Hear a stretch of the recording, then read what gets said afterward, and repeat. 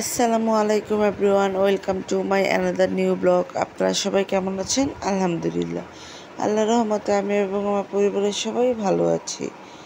আর আমার ভিডিওটি যে যেখান থেকে দেখছেন সবাইকে জানাই অসংখ্য অসংখ্য ধন্যবাদ। এই তো সেদিন স্বপ্নের থেকে কিছু গ্রোসারি আইটেম কেনা হয়েছিল, যেমন মামা নুডলস, তারপর হচ্ছে গিয়ে আবার চকোস, তারপর টিপ বিস্কিট, তারপর মিল্ক মিনি বিস্কিট, তারপর রুচির যে ঝাল চানাচুরটা আছে সেটা, তো এইগুলি আনা হয়েছিল।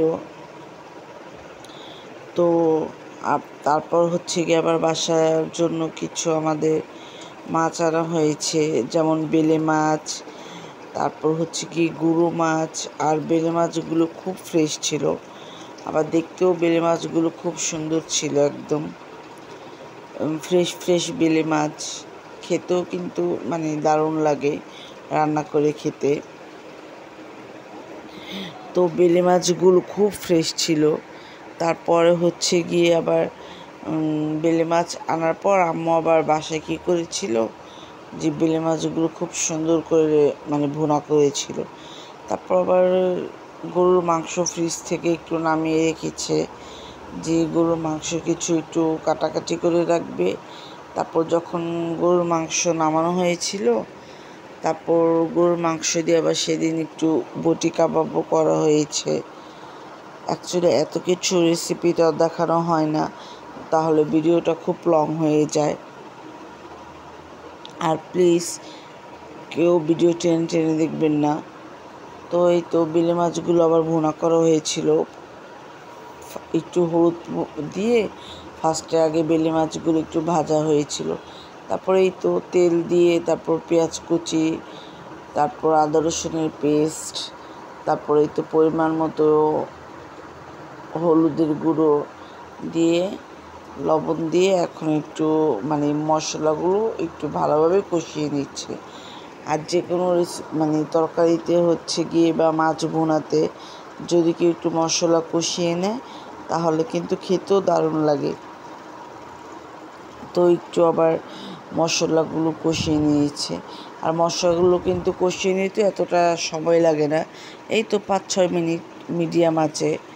তো মশলাগুলো একটু ভালোভাবে কষিয়ে নিচ্ছে। তারপর হচ্ছে গিয়ে যে ভেজে রাখা মাছগুলো, এখন সে মাছগুলো এখন আবার ফ্রাই প্যানে দিয়ে দিবে। আর যেহেতু বেলে মাছগুলো খুব নরম থাকে, সো সেই ক্ষেত্রে আপনারা বেলে মাছ যেহেতু অনেক সময় ভাজার সময় কিন্তু অনেক সময় ভেঙে যাওয়ার একটু পসিবিলিটি থাকে।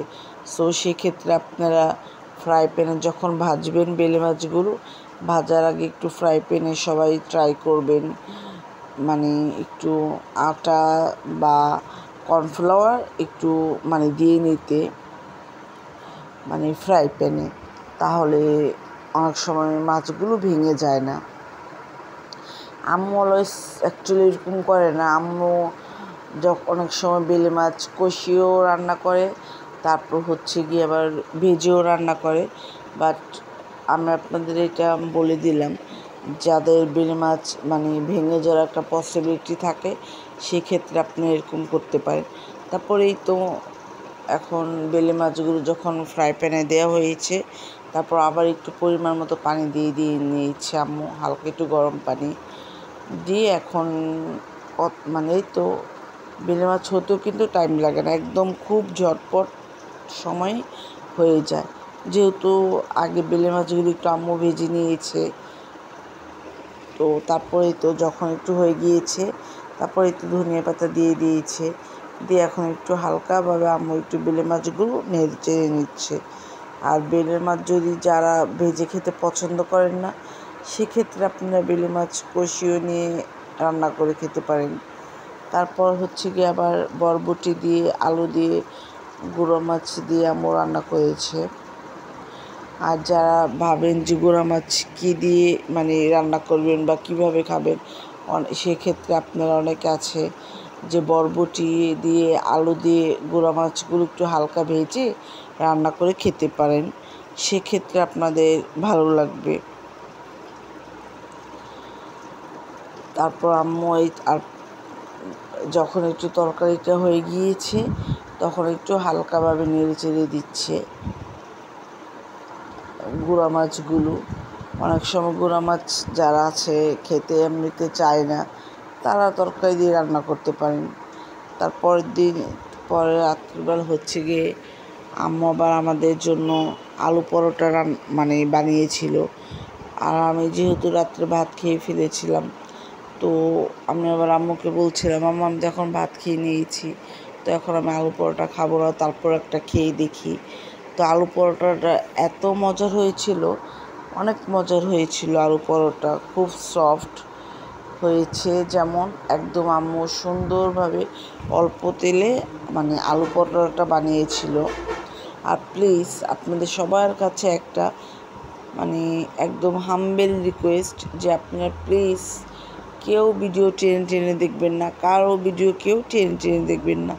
আপনারা একটা ভিডিও সুন্দর ফুল ওয়াচ করে দেখে একটা সুন্দর গঠনমূলক কমেন্টস করবেন।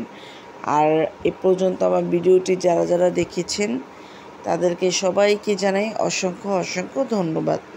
তারপরেই তো দিন সকালবেলা হচ্ছে গিয়ে আমরা আবার ঘুম থেকে ওঠার কিছুক্ষণ পর নাস্তা করে নিয়েছিলাম, যেমন চিড়া দিয়ে, দুধ দিয়ে, আম দিয়ে খেয়ে নিয়েছিলাম। আর প্লিজ ভিডিওটি দেখে সবাই আমার ভিডিওটি দেখে একটা সুন্দর গঠনমূলক কমেন্টস করে দিবেন। আর ভিডিওটি সবাই লাইক দিয়ে শেয়ার করে সাবস্ক্রাইব করে দিবেন। আর এই পর্যন্ত আমার চ্যানেলটি যারা যারা সাবস্ক্রাইব করেছেন তাদের সবাইকে জানাই অসংখ্য অসংখ্য ধন্যবাদ। আর প্লিজ কেউ কার ভিডিওতে বলবেন না এত নাম্বার সাবস্ক্রাইবার, এটা কেউ কার ভিডিওতে বলবেন না। বললে অনেক সময় হয় কি, সেই ক্ষেত্রে চ্যানেলে প্রবলেম হয়। আসসালামু আলাইকুম।